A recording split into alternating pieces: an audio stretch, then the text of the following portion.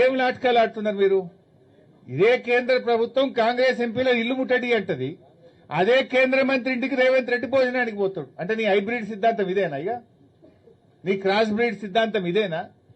నాకైతే ఆ రాహుల్ గాంధీకి సోనియా గాంధీ గారికి అర్థమవుతుందో లేదో నాకు అర్థమైతలేదు.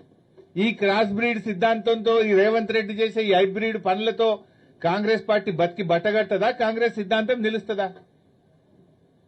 అసలు ఆయన చెప్తున్నది ఏంది? ఇవాళ పొద్దున ఏడిపోయినావు నువ్వు. ఇవాళ దేశమంతా కాంగ్రెస్ నాయకుల ఇల్లు బీజేపీలు ముట్టడిస్తుండ్రు, నువ్వేమో కేంద్ర మంత్రి ఇంటికి టిఫిన్కి పోతున్నావు. అంటే నీ విధానం ఏంది? నీ పద్ధతి ఏంది? అసలు మీ పోరాటంలో ఉండే డ్రామాలు ఏందో ప్రజలకు అర్థమైతలేవా? నిజంగా కాంగ్రెస్ బీజేపీల పోరాటం నిజమైతే నువ్వు ఎట్లా పోతావు పొద్దుగాల? అంటే మీరంతా కూడబలుకొని ఈ దేశ మహిళల్ని మోసం చేసిండ్రు. ఈ దేశానికి ఇవాళ మహిళా రిజర్వేషన్ విషయంలో మీకు చిత్తశుద్ది లేదు.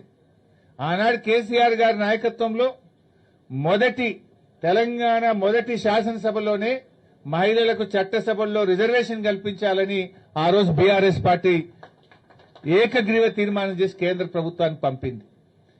బీజేపీ మీద నెపం పెట్టి కాంగ్రెస్ తప్పించుకునే ప్రయత్నం చేసింది, కాంగ్రెస్ మీద నెపం పెట్టి ఇలా బీజేపీ తప్పించుకునే ప్రయత్నం చేస్తుంది. రెండు పార్టీలు కలిసి ఈ దేశ మహిళలకు ఇలా తీరని అన్యాయం చేస్తా ఉన్నారు.